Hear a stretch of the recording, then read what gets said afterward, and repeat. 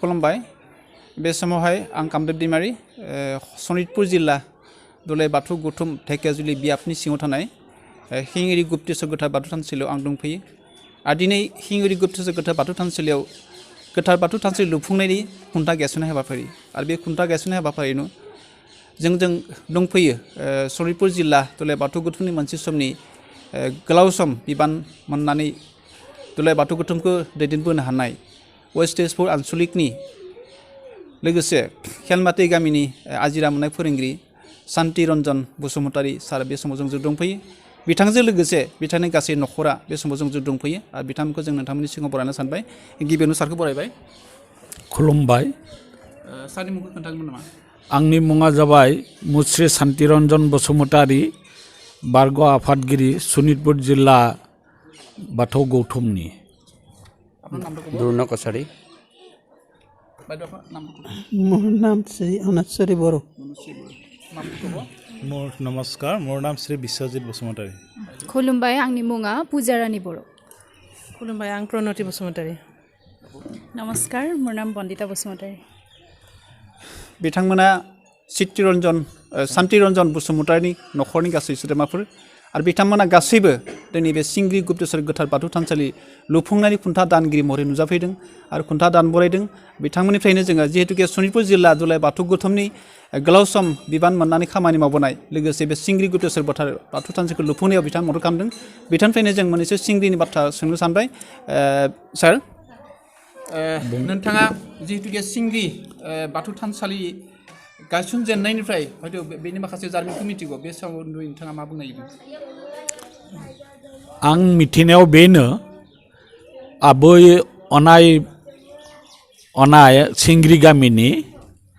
बिनि फिसाला दाबो दङ दराय अनन्तआ थैलांबाय आरो उन्दैया दङ पेटुला होननाया दा बिनि बिमा बे आबै अनाया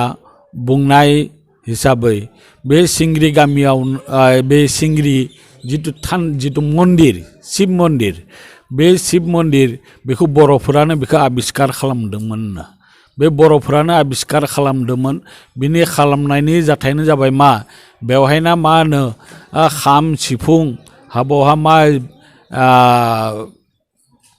खैना गाबो बिदिहैनो बेखौनो बे खैना गाबनाया मा जायगायाव गाबदों मा खोथा मा बाथ्रा बेखौ आबिष्कार खालामनायानो जाबाय मा जोंनि बर' बोराइफोरा आबिष्कार खालामदोंमोन बिनि खालामनायनि जाथायानो जाबाय मा बेवहायना मा होनो खाम सिफुं हाबावहा मा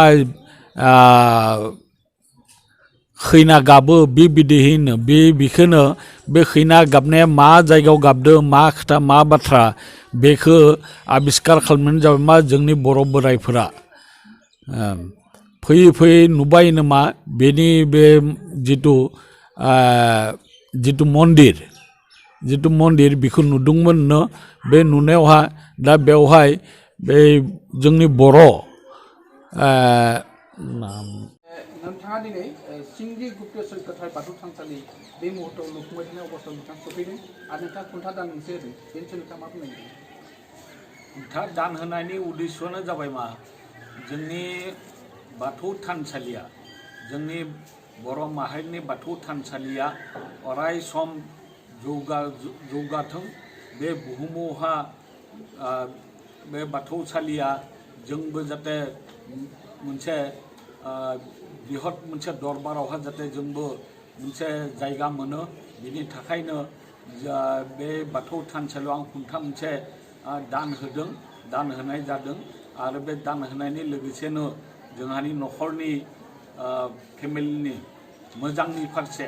आफा बोराइ बाथौआ जाहाथे मोजाङै सोरगोनिफ्राय बिबारबो सारस्रि हरो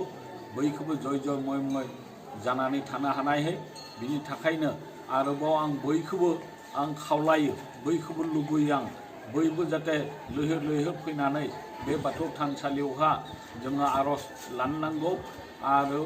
बे लैहोर फैनानै जाहाथे जों बयबो दान बर'निखौ जाहाथे होनानै जों माबायदिहै जोंनि थानसालिखौ फेहेरनो हायो जों बेखौसो जोङो नाजानांगौ सार दिनै सिंग्रि गोथार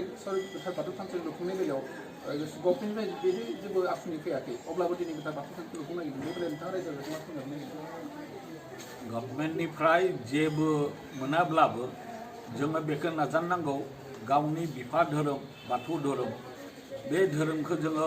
मोजाङै माने फसंना लाखिनो थाखाय जोङो बयबो लैहोर लैहोर फैनांगोन आरो जोंबो बयबो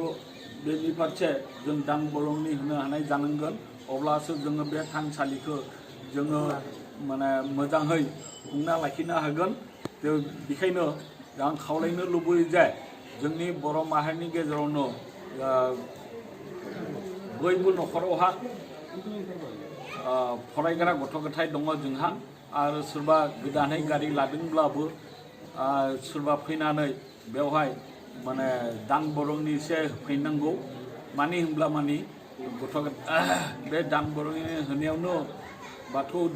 माने आफा बोराइ बाथौआ सोरगोनिफ्राय बिबारफोर सारस्रि हरथों बयखौबो लेखा गोरों फरा गोरों जानानै बे बुहुमावहा जय जय मय मय जानानै थानो हानाय बे जाथों बयहाबो बयनिबो गथ' गथायफ्रा गोरों गोरा जाथों धन सम्पति बारिथों बेखायनो आं बयखौबो खावलायो फै बयबो फै जोंनि बर' माहारिफ्रा मानो होनब्ला माने सरकारनिफ्राय जोंनि फारसे मोननो हानाया एसे गोब्राब नुहुरदों मानो होनबा माने जोंखौ बिमा माहारिनि माबोरैबा फिसा बायदिहै साननानै बिथांमोना माने मोजां मेगनजों नाया बेखायनो जोंबो बयबो बर' माहारिया फैनांगौ फैनानै बेवहाय दान बरंनि होनांगौ होनायनि लोगोसेनो आफा बोराइ बाथौआबो बोर सारस्रि हरथों बयखौबो बयबो न'खरनि गथ' गथायफ्रा लेखा फरायावहा गोरों गोरा जाथों बे बुहुमावहा जय जय मय मय जानानै बयबो जायगायावहा थांनानै बिथांमोना जाहाथे बायदिसिना राष्ट्रआव थांनानै गुबुन माहारिनि गुबुन हारिनि गथ' गथायफोरा जेरैबायदि आमेरिकान हाबाव माने इंलेण्ड बेफोराव थांनानै फरायहैदों जे जोंनिफ्राबो जाहाथे बिबायदि जानो हायो बिनि फारसेनो आफा बोराइ बाथौनि खाथियावहा जोङो खर' गंग्लायनानै जों माबायदिहै जोङो जोंनि धोरोमखौ फोथांना लाखिनो हायो बिखौनो नोजोर लाखिनानै जों हाबाखौ मावनांगौ दिनै जोंनि बाथौ बिबुंसार गासैबो नायगोन नोंथांमोननिसिम सिंग्रि गुप्तेश्वर गोथार बाथौ थानसालिनि खुंथा गायसननाय हाबाफारिनि गेजेरजों सनितपुर जिल्ला दुलाइ बाथौ गौथुमनि गोलाव सम बिबानगिरि महरै खामानि मावबोनाय शान्ति रन्जन बसुमतारी बिथाङा दिनै सिंग्रि गुप्तेश्वर गोथार बाथौ थानसालि लुफुंनायनि बेलायाव माखासे बाथ्रा गावनि बिथौथिनिफ्राय फोरमायदों आरो बिथाङा बुंदों जे सिंग्रि गोथार बाथौ थानसालिखौ लुफुंबा बयबो बेवहाय अनसुंथाइ बरायनांगोन बयबो सिबो फैनांगोन लैहोर लैहोर फैनांगोन होनना बिथाङा खावलायदों आरो बिथांनि खावलायनायजों लोगोसे दिनैनि गेजेरजों बिथाङा जिखिनि फोरमायदों ओंखायनो जोङो सिंग्रि गुप्तेश्वर बाथौ थानसालि लुफुं आफादनिसिम लोगोसे जों बाथौ बिबुंसार जानानै बिथांनि न'खरा जाहाथे अरायसम सोरगोआव आलो गोजोन थाहैनायजों लोगोसे बिथांनि साननाय हनाय न'खरनि गासैबो सान्थि समृद्धि थाथों ओंखायनो बुंनानै दिनै सुंद' हाबाफारि बिथांमोना बाहागो लानो थाखाय बाथौ बिबुंसार जानाय बिथांनि अनाय सिबिनाय गनाय जाबाय गोजोन्थों।